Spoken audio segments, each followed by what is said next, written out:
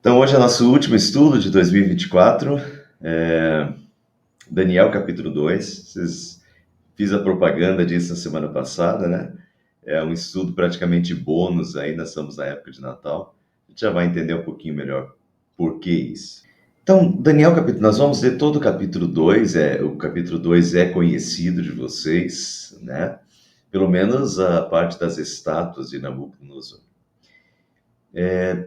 Então, começando no capítulo 2, diz assim: No segundo ano do seu reinado, Nabucodonosor teve sonhos.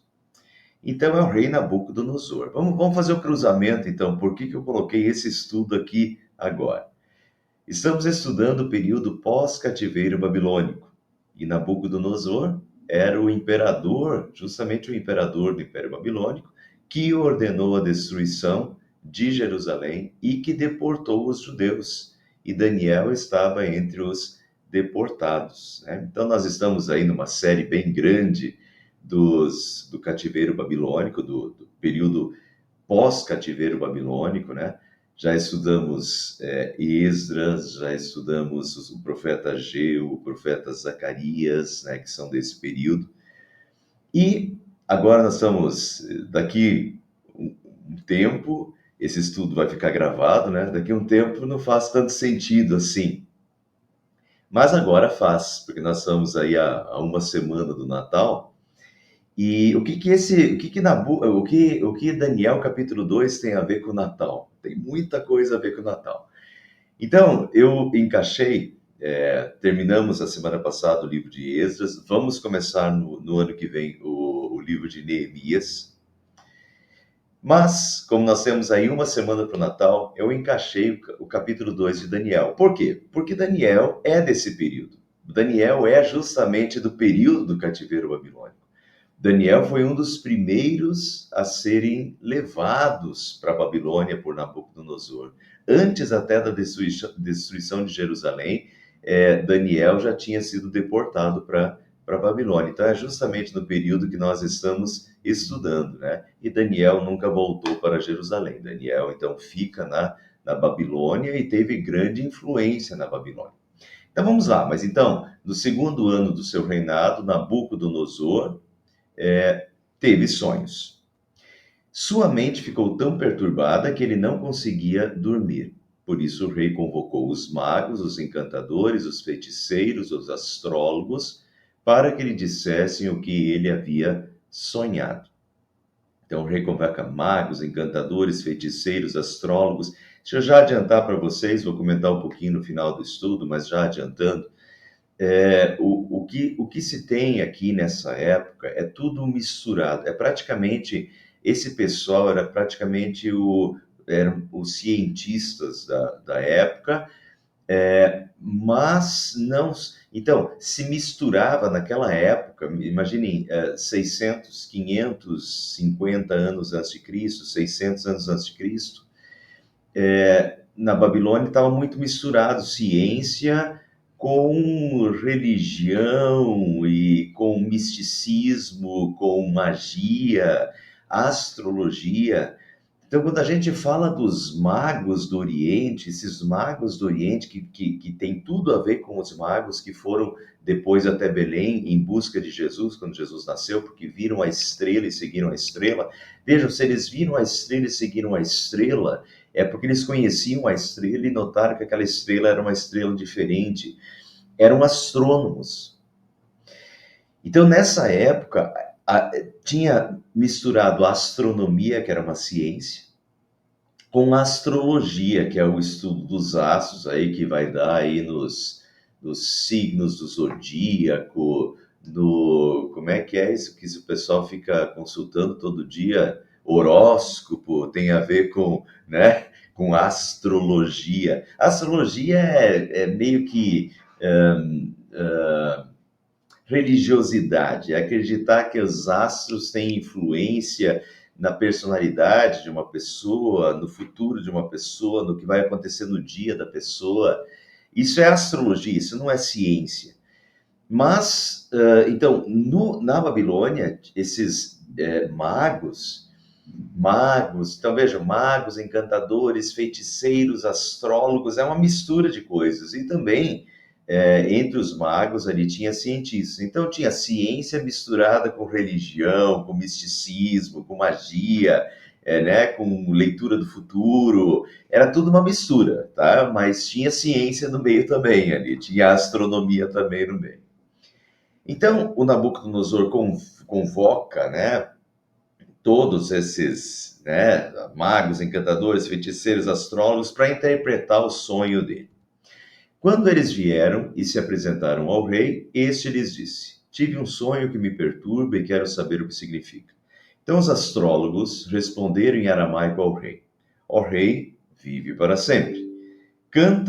Conta o sonho aos teus servos e nós o interpretaremos. Então ele se dispõe prontamente a interpretar o sonho do rei. Mas, e daí veio uma parte que eu acho muito engraçada. O rei respondeu aos astrólogos: Esta é a minha decisão. Se vocês não me disserem qual foi o meu sonho e não o interpretarem, farei que vocês sejam cortados em pedaços e que suas casas se tornem montes de entulho. Mas se vocês me revelarem o sonho e o interpretarem, eu lhes darei presentes, recompensas e grandes honrarias. Portanto, revelem-me o sonho e sua interpretação. Muito bem, o Nabucodonosor cheirou que o pessoal estava enganando ele, né? E provavelmente estava mesmo.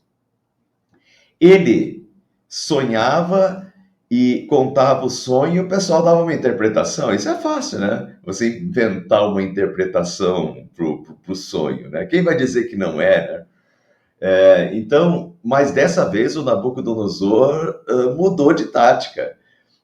Para ele não ser enganado de que eles vão dar qualquer interpretação para o sonho dele, o Nabucodonosor diz que ele quer que eles contem o que ele sonhou e a interpretação. Quer dizer, eles têm que contar o que ele sonhou para ele ter certeza de que eles realmente, né, têm essa visão e realmente sabem do que eles estão falando. Mas aí o que eles falaram? Mas eles tornaram a dizer: conte o rei o sonho a seus servos e nós o interpretaremos. Então o rei respondeu: já descobri que vocês estão tentando ganhar tempo, pois sabem da minha decisão. A minha decisão é que ele ia, né? O que ele ia fazer? Farei que vocês sejam cortados em pedaços e que as suas casas se tornem montões de entulho. Então ele diz: já descobri que vocês estão tentando ganhar tempo, pois sabem da minha decisão.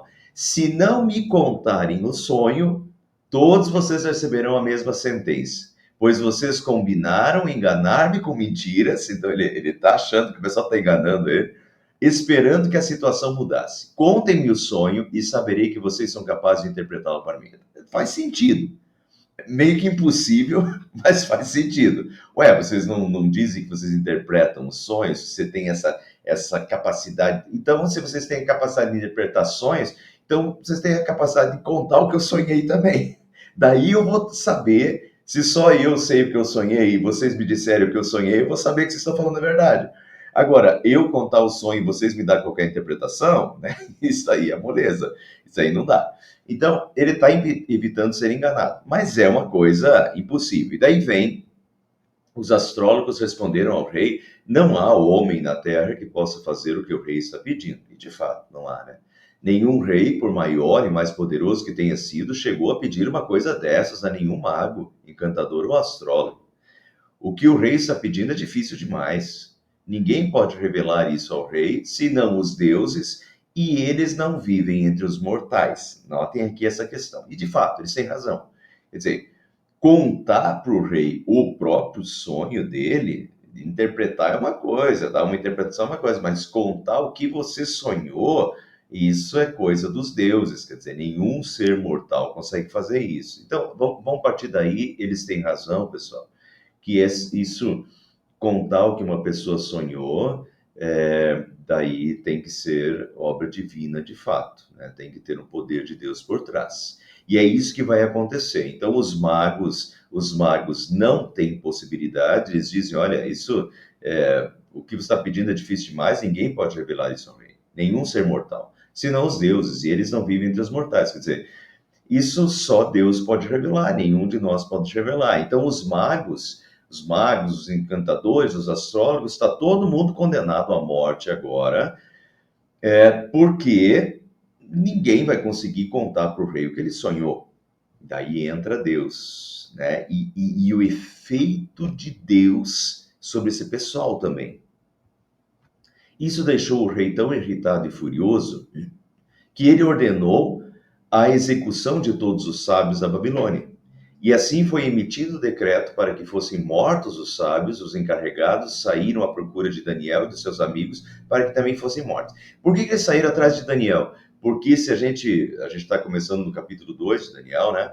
Mas se a gente voltar para o capítulo 1 de Daniel, ele foi selecionado, ele, Sadraque, Mesaque e Abednego, seus amigos, foram selecionados para fazer parte justamente desse grupo de estudiosos, desse grupo de cientistas, que também misturava astrólogos, magos, mágicos e etc., né? Encantadores. Então, era essa salada de fruta desse grupo aí, que era ciência misturada com religião, etc. Mas então Daniel, capítulo 1 de Daniel mostra isso, Daniel fazia parte desse grupo. Provavelmente Daniel ainda estava no período de 2 anos de treinamento dele, porque se vocês notarem no início do capítulo 2, diz que era o segundo ano do rei Nabucodonosor. E Daniel foi levado para a Babilônia no primeiro ano de Nabucodonosor. E ele tinha 2 anos de treinamento. Então, provavelmente, Daniel ainda estava no treinamento, mas como o rei mandou matar todos que faziam parte dessa classe de magos, astrólogos, encantadores, sábios, tal, Daniel estava no meio. E os encarregados saíram à procura de Daniel e de seus amigos também para que fossem mortos. Quer dizer, o rei decretou a morte de todos, quer dizer, todos estão condenados. E isso é interessante, pessoal. Vocês vão ver depois como o Daniel acaba salvando a pele de todos os magos da Babilônia. E ele se torna, já vou adiantar para vocês, ele se torna o chefe dos magos da Babilônia. E isso, notem como isso tem a ver tudo isso vai ter muito a ver com a vinda dos reis magos para o nascimento de Jesus. Esse pessoal que identifica aquela estrela e que identifica uma profecia relacionada a essa estrela, uma profecia de um rei judeu. Agora, como é que esse pessoal, esses magos, sabiam disso? Provavelmente por Daniel, né? 500 anos antes. A influência que Daniel tem sobre essa classe dos magos, os encantadores. A começar por aqui, porque Daniel acabou salvando a toda a classe da morte, né? Então, foram em busca de Daniel os amigos. Arioque, o comandante da guarda do rei, já se preparava para matar os sábios da Babilônia. Quando Daniel dirigiu-se a ele com sabedoria e bom senso, ele perguntou ao oficial do rei: por que o rei emitiu um decreto tão severo? Daniel, que está no treinamento ainda, não sabe, não está sabendo o que está acontecendo. Arioque então explicou o motivo a Daniel. E diante disso, Daniel foi pedir ao rei que lhe desse um prazo e ele daria a interpretação. Interessante essa questão aqui. Até onde a gente sabe, provavelmente Daniel tinha por volta de 17 anos, quando ele foi selecionado, talvez aqui com 18 anos. Interessante aqui que ele não sabe a interpretação. Ele acabou de saber que eles todos estão condenados à morte, porque o rei mandou matar, porque ninguém consegue interpretar o sonho.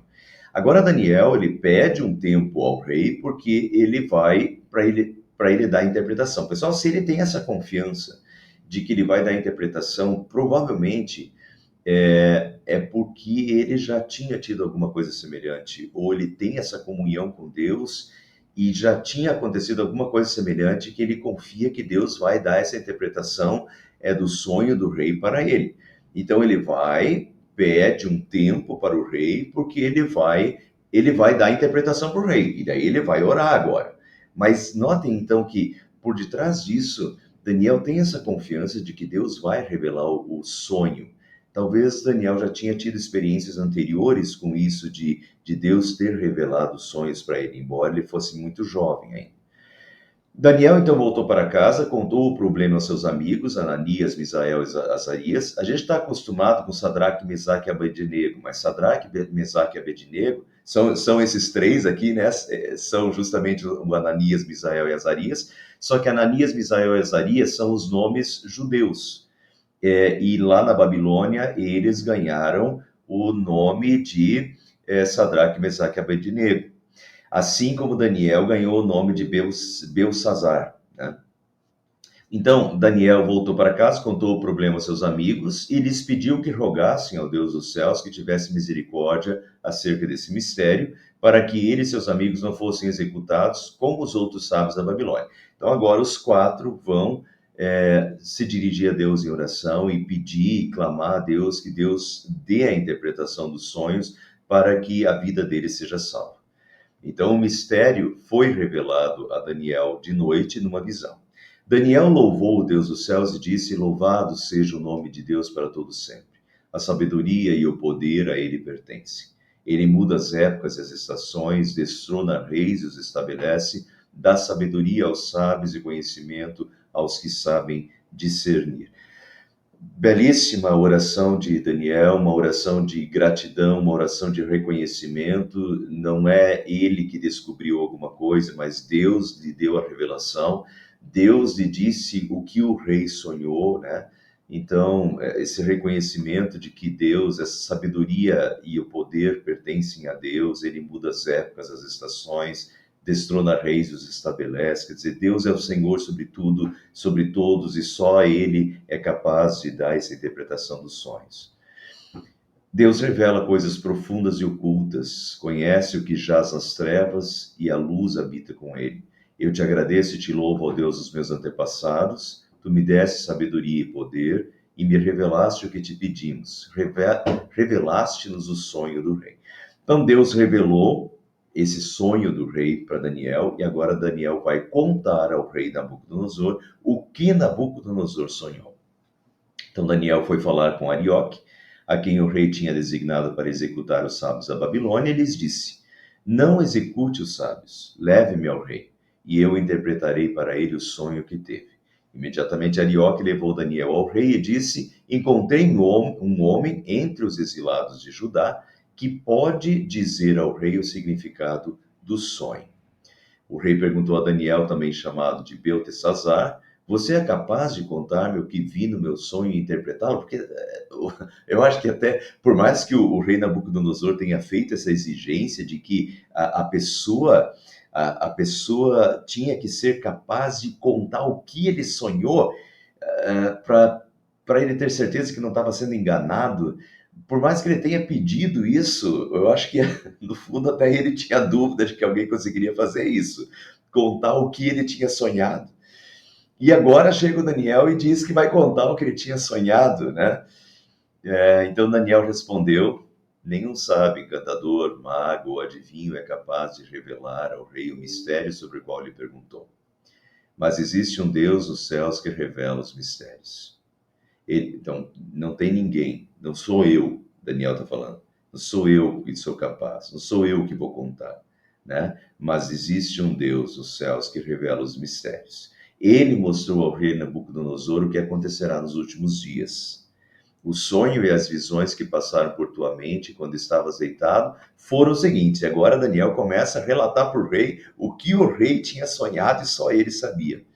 Quando estavas deitado, ó rei, tua mente se voltou para as coisas futuras, e aquele que revela os mistérios te mostrou o que vai acontecer.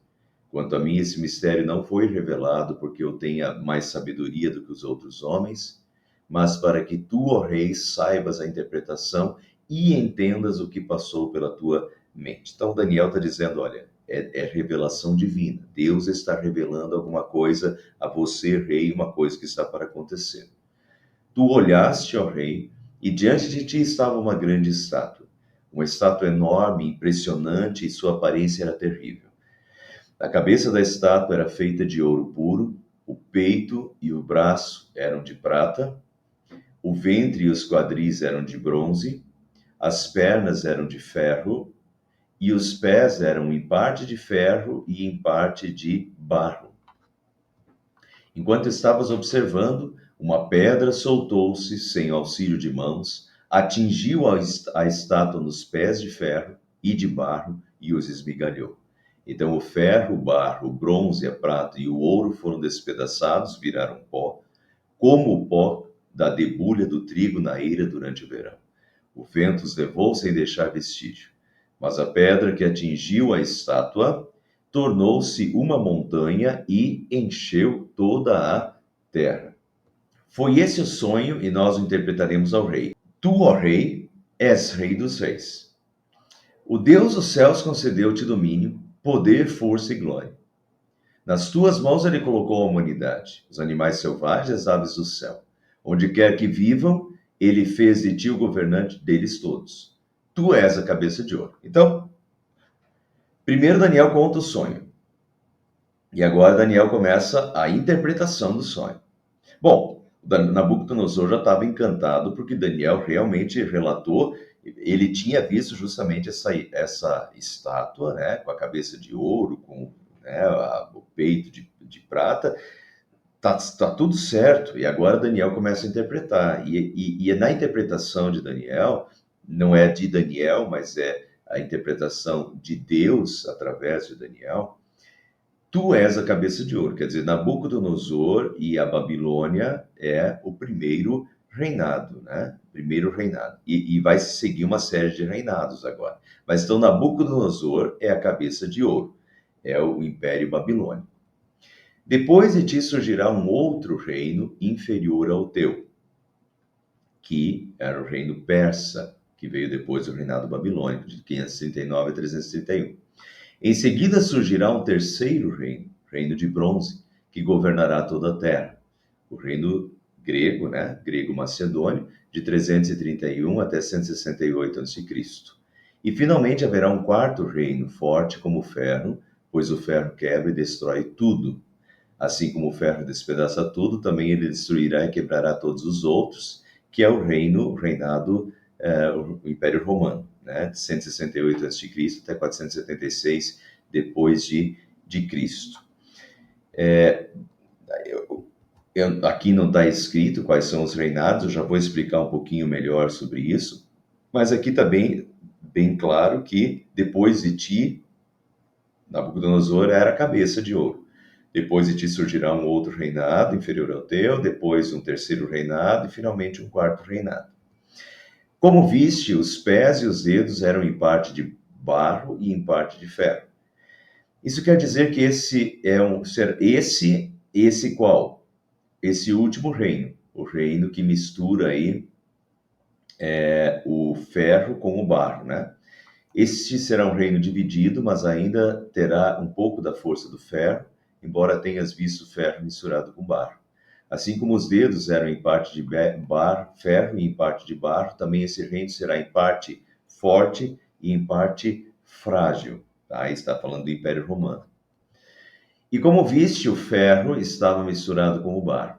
Isso significa que se buscarão fazer alianças políticas por meio de casamentos, mas a união decorrente dessas alianças não se firmará, assim como o ferro não se mistura com o barro. Então ele está, realmente Deus está, notem aqui pessoal, só Deus para fazer uma coisa assim, né? Deus está, Daniel, esse sonho aqui de Nabucodonosor, diz o início do texto que foi no segundo ano de Nabucodonosor. Segundo ano de Nabucodonosor, historicamente, é 604 a.C. E ele está falando dos próximos reinos que ainda nem surgiram. Qual vai ser, se a gente dissesse assim hoje, daqui 150 anos, qual vai ser o império dominante? A gente não sabe. Daqui 250 anos, quem vai ser o império dominante? A gente pode chutar. Vai ser os Estados Unidos ainda, ou vai ser a China, ou vai ser a Rússia, entende?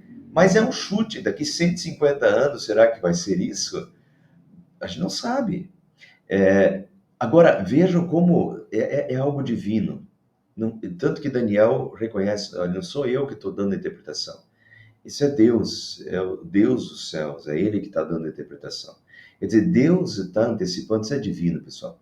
Deus está antecipando os próximos reinos que virão, né? O reino medo-persa, o Império Grego-Macedônio, o Império Romano. Já vou mostrar isso para vocês um pouco melhor. Mas Deus está cantando a bola, né? E aqui ele diz até da questão do Império Romano, que vai ser um império forte, por um lado, como ferro, mas também fraco por causa das alianças que se buscarão por casamento, que não vai funcionar, que não vai dar certo e que vai acabar enfraquecendo o império.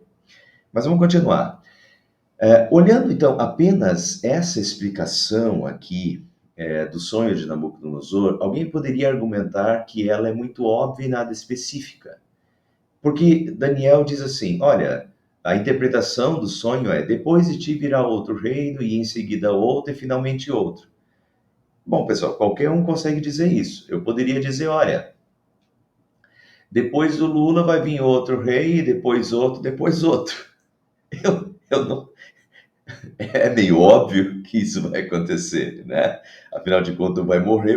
Então, é, de- depois de um vai vir outro. É muito vago. É muito vago. Então, você pode dizer assim: Daniel pode ter dado um chute, depois desse reino vai vir outro, vai vir outro, vai vir outro.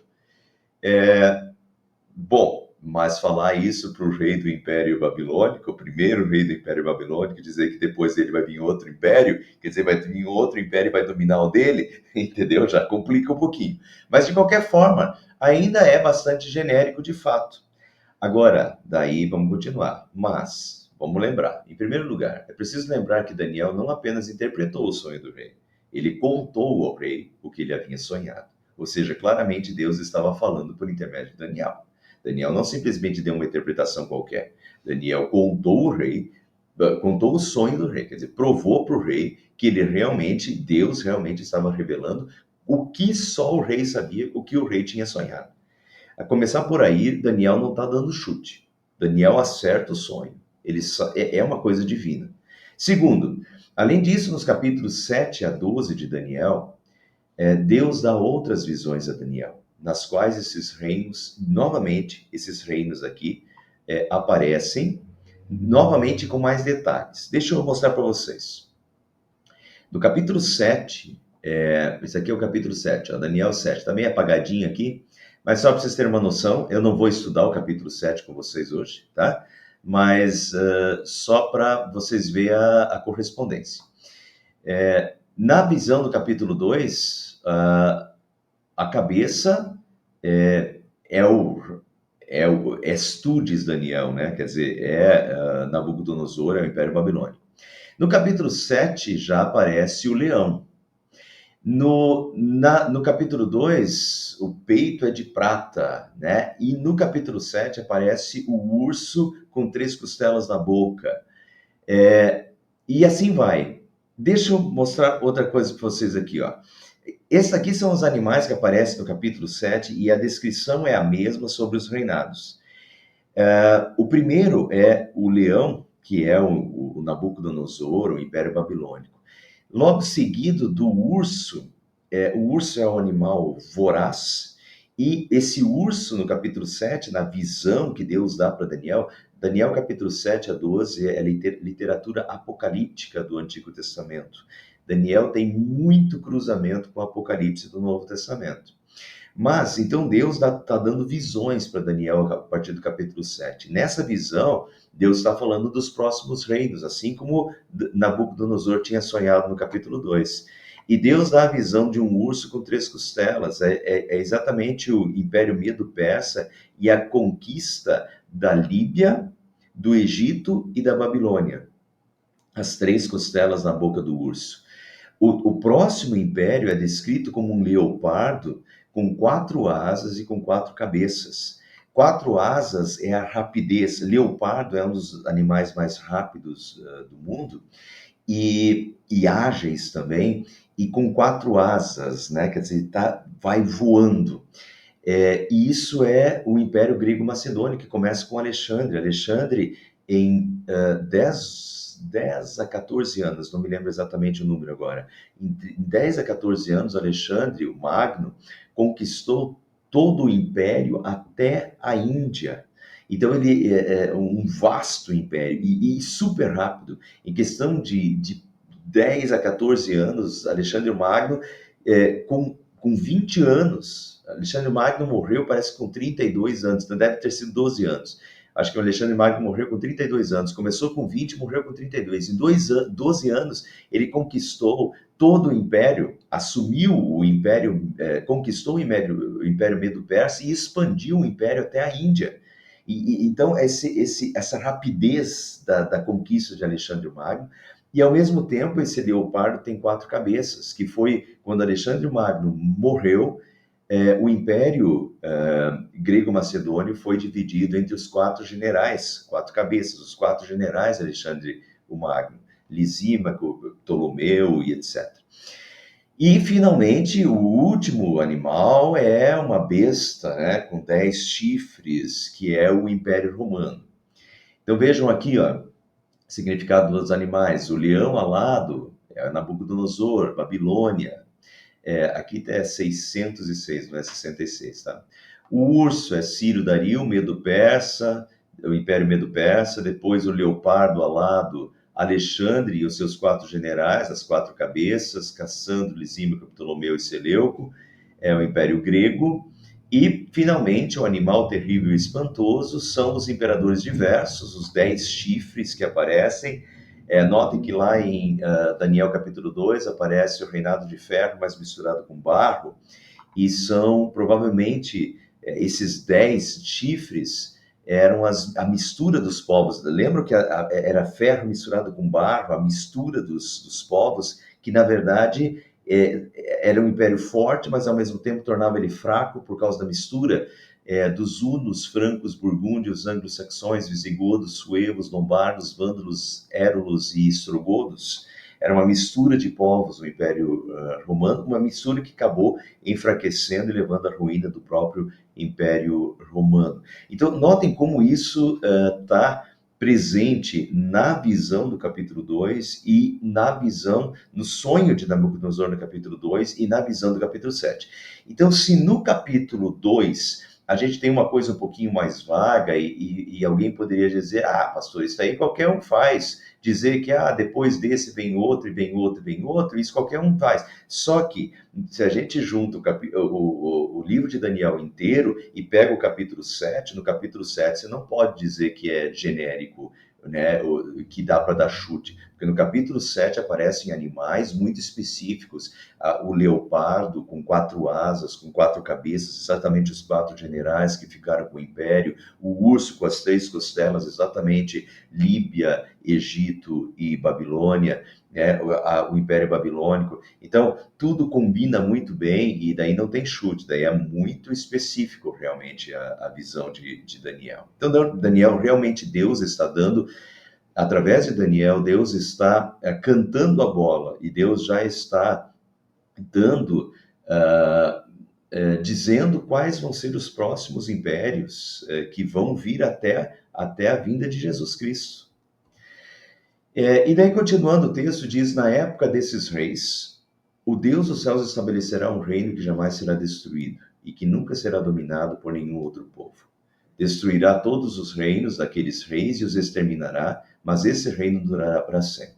Notem então, na época desses reis, no versículo anterior, ele estava falando sobre o Império Romano, a mistura do ferro com o barro, né, de casamentos, tal, tal, tal. Então, o versículo anterior falava sobre o Império Romano, exatamente o império no qual Jesus nasceu, Império Romano, o quarto deles. Então, não foi no segundo nem no terceiro, mas no quarto reino, na época desses reis, ele estava falando do Império Romano, o Deus dos céus estabelecerá um reino que jamais será destruído.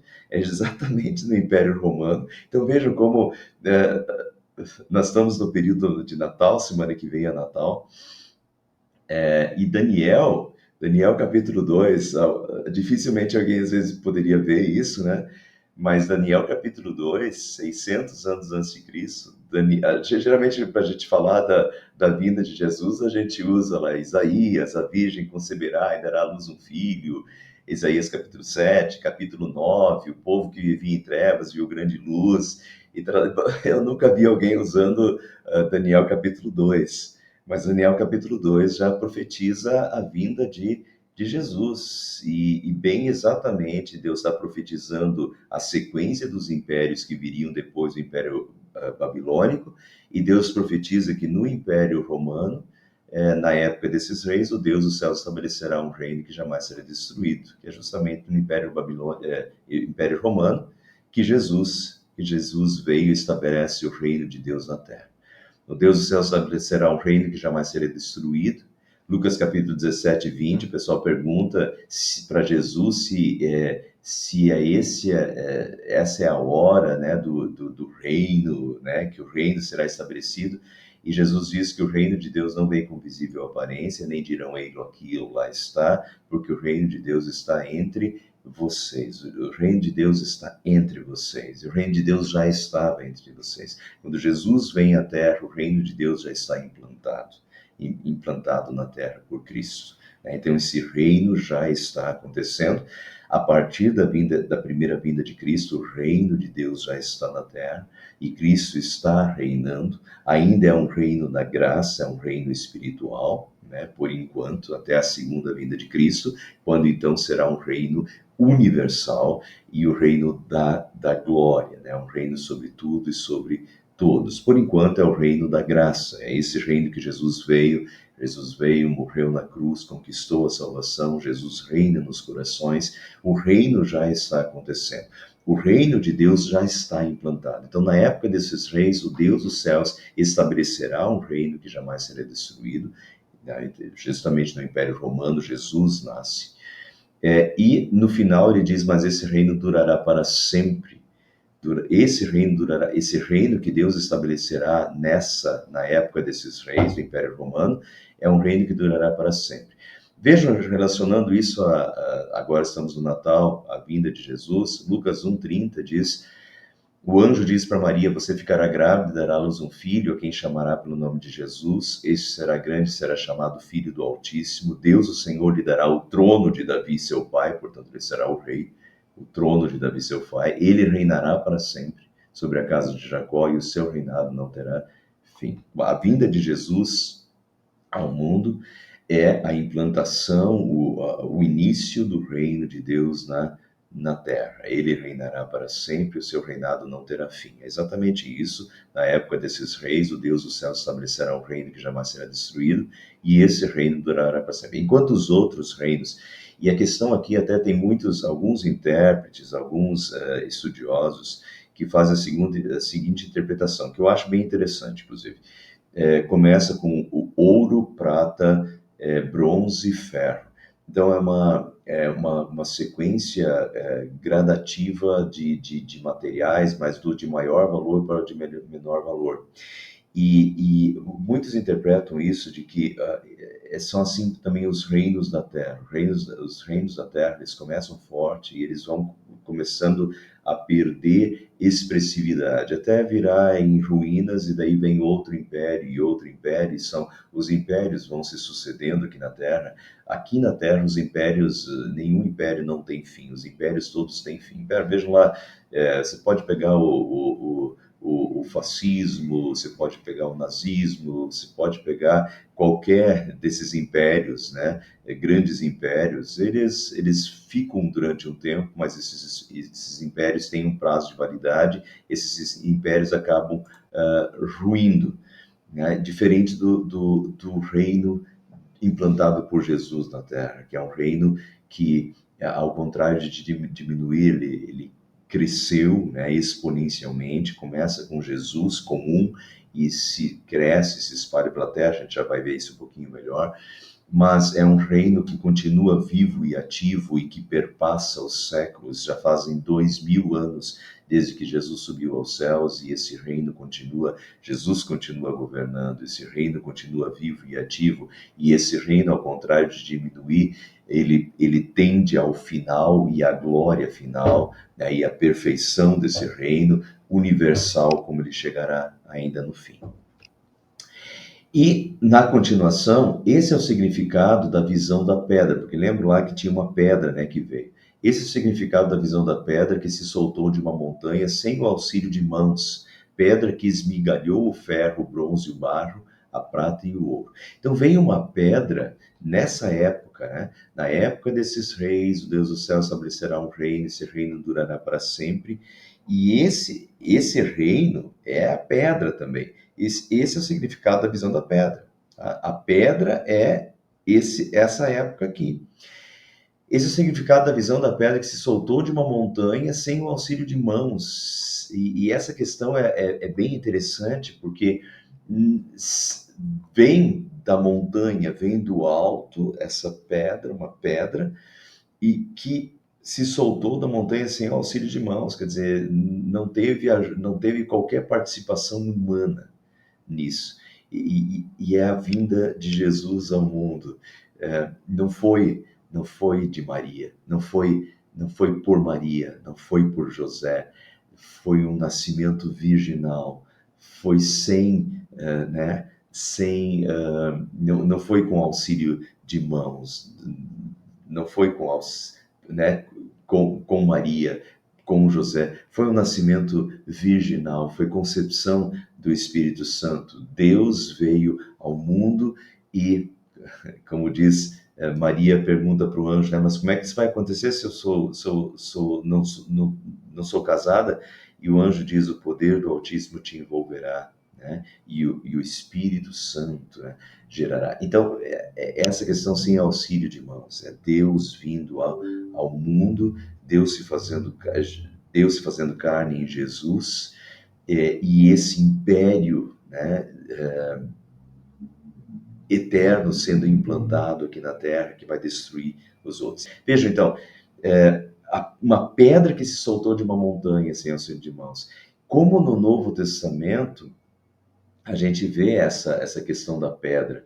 Mateus 21, 42, Jesus perguntou, vocês nunca leram as Escrituras? A pedra que os construtores rejeitaram, essa veio a ser a pedra angular. Isso procede do Senhor e é maravilhoso aos nossos olhos.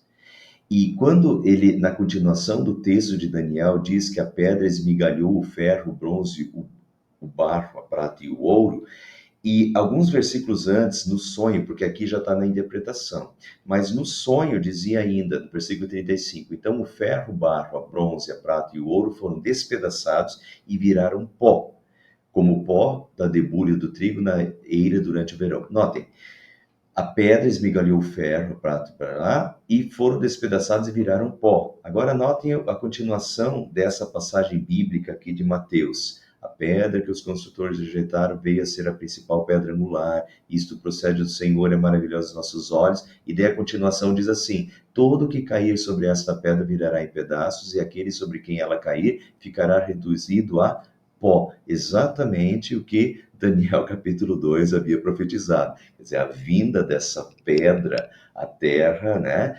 E desse reino sendo implantado na terra, no Império Romano, que todo aquele que cair sobre essa pedra virará em pedaços, e aquele sobre quem ela cair virará reduzido a pó. Exatamente o que Jesus está falando, exatamente o que Daniel capítulo 2 fala.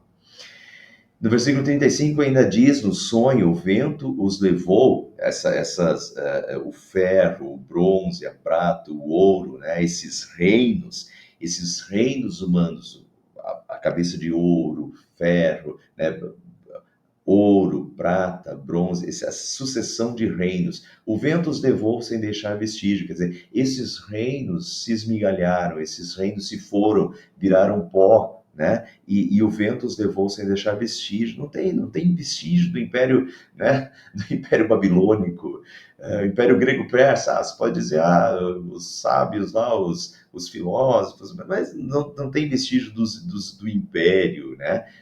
Em si. Império Medo-Persa, esses impérios evaporaram, né? O vento os levou, mas a pedra que atingiu a estátua tornou-se uma montanha e encheu toda a terra. Quer dizer, ao contrário de todos os outros impérios que se foram e que, né, viraram em nada, a pedra, a pedra que os construtores rejeitaram, né? A pedra que vem do alto sem o auxílio de mãos, torna-se, ao invés de diminuir, essa pedra torna-se uma montanha e enche toda a terra. E pessoal, o cumprimento final disso é no Apocalipse, é a volta de Cristo, quando todo joelho se dobrará e toda língua confessará que Jesus é o Senhor, quando todos os reis terão que dobrar os joelhos diante do Rei dos Reis, o Senhor dos Senhores, quando ele vier, né, sobre as nuvens com poder e glória. E então o reino será universal, o reino de Cristo será absolutamente universal sobre tudo e sobre todos. Por enquanto Jesus reina nos corações, mas na segunda vinda de Cristo Jesus reinará sobre tudo, sobre todos, e todos terão que dobrar os seus joelhos perante ele, esse reino universal, total. Então, esse reino que começa pequeno, lá começa com Cristo, com a vinda de Cristo na Terra, esse reino se amplia e no futuro ele se torna o reino universal. Ao invés de diminuir, ele cresce, né, ao ponto de, quando na volta de Cristo, ele se tornar o rei, o reino universal sobre tudo e sobre todos. E terminando o texto, Deus poderoso mostrou ao rei, Daniel termina dizendo, o Deus Todo-Poderoso mostrou ao rei o que acontecerá no futuro, o sonho é verdadeiro e a interpretação é fiel. Então o rei Nabucodonosor caiu prostrado diante de Daniel, prestou-lhe honra e ordenou que lhe fosse apresentada uma oferta de cereal e incenso. O rei disse a Daniel, não há dúvida de que o seu Deus é o Deus dos deuses, o Senhor dos reis, e aquele que revela os mistérios, pois você conseguiu revelar esse mistério. Quer dizer, o imperador da época, Nabucodonosor, o Todo-Poderoso, mas se curva diante desse Deus, reconhece o Deus de Daniel e presta, né, presta homenagem a Daniel. Assim o rei colocou Daniel num alto cargo e o cobriu de presentes, ele o designou governante sobre toda a província da Babilônia e o encarregou de todos os sábios da província. Ele o encarregou de todos os sábios da província. Notem, colocou Daniel sobre todos os sábios da província. Magos, encantadores, toda aquela classe lá que a gente viu no início do capítulo. No capítulo 4, quando Nabucodonosor... Isso aqui é capítulo 2, tá?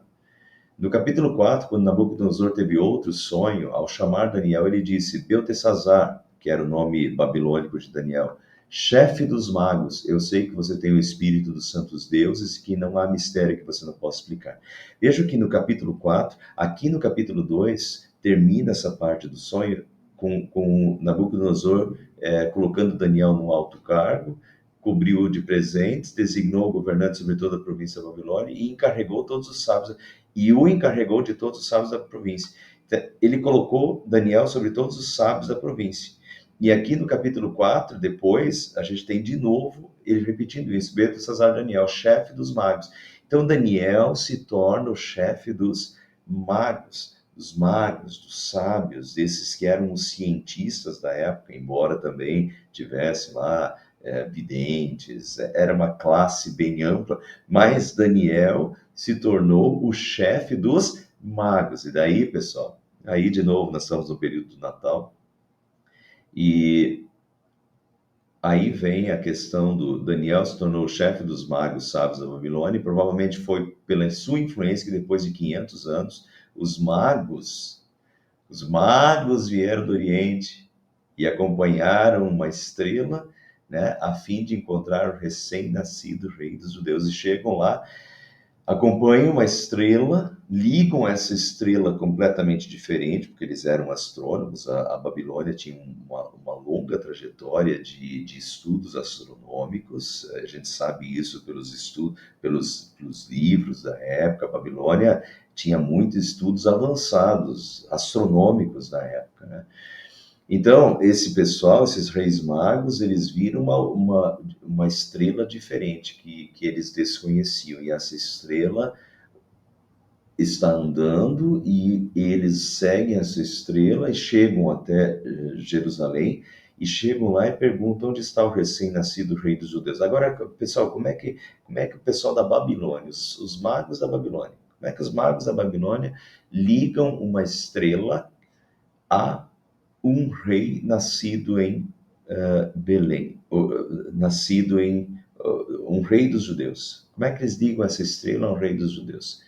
Quer dizer, eles conheciam profecias e alguém tinha falado isso para eles, e alguém tinha feito essa ligação de uma estrela com um rei dos judeus que viria. Como é que eles sabem disso? E há uma grande probabilidade que eles sabem isso pelo chefe dos magos. Quem era o chefe dos magos? Daniel. Em 600 a.C., Daniel foi feito o chefe dos magos, de todos os magos da Babilônia. E provavelmente aí Daniel, olha a influência, Daniel exerceu influência sobre toda essa classe de magos da Babilônia, e Daniel deixa um legado que vai desembocar lá 500 anos depois, na vinda de Jesus. 500, e vejam como isso... O que a gente sabe o que a gente sabe hoje do... Bom, a gente sabe pelos livros da história lá do descobrimento, porque 500 anos atrás era o descobrimento do Brasil, né? Descobrimento das Américas. E notem que 500 anos é muito tempo, muito tempo. Gerações, gerações e mais gerações depois. E depois de 500 anos, os magos veem uma estrela, seguem essa estrela e ligam essa estrela a um rei dos judeus, os magos da Babilônia, lá do Oriente, que nem são judeus.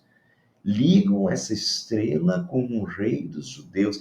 Vejam como esse legado de Daniel foi forte, essa influência foi forte, tal ponto que 500 anos depois, essas profecias a respeito de um rei dos judeus que viria e que traria um sinal astronômico nas estrelas, que denunciaria como isso está presente na memória 500 anos depois, nos escritos provavelmente, porque perpassaram séculos, mas provavelmente isso aí é legado de Daniel. Claro, Daniel, o homem, claro, de Deus através de Daniel, né? Mas Daniel estava sendo usado por Deus e deixa esse legado, e 500 anos depois vai servir para direcionar os magos até onde Jesus estava. Então, Daniel capítulo 2 tem tudo a ver, aparentemente nada a ver, mas na verdade Daniel capítulo 2 tem tudo a ver com o nascimento, com a vinda de Jesus ao